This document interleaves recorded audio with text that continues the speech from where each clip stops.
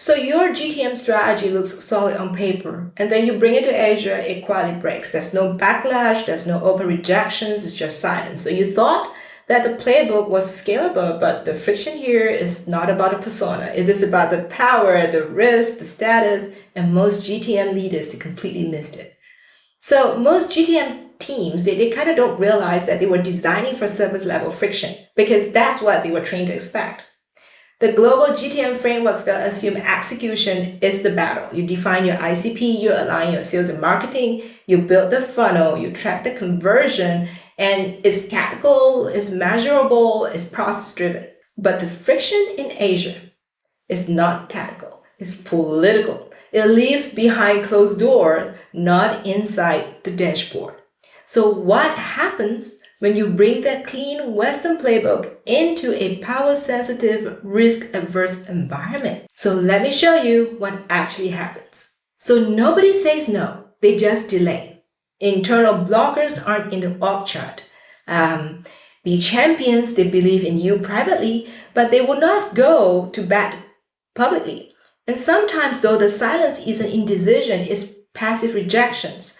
And we have stakeholders, they may even go quiet, hoping the problem or you just disappear.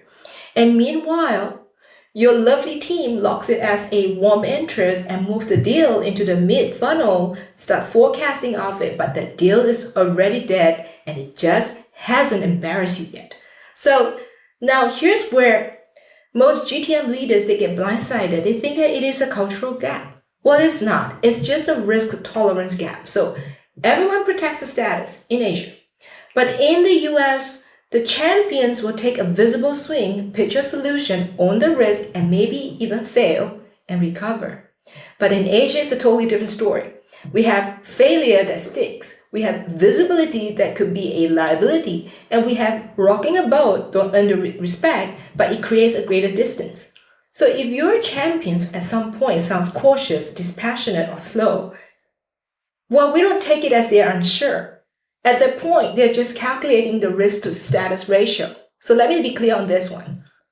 It isn't about who's better. It's about what GTM needs to survive in a different environment. So I've worked on both sides, and I've seen global GTM plans that looks clean until they hit the APAC and stall. Now, it's not personal.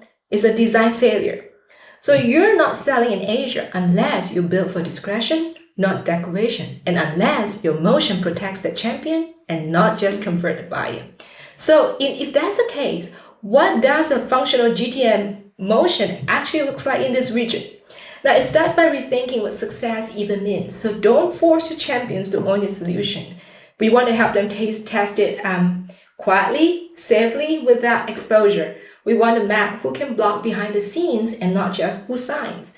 And design it for status preservation, not conversion logic. So your product may solve the right problem, but if backing it threatens someone's internal standing, you've already lost.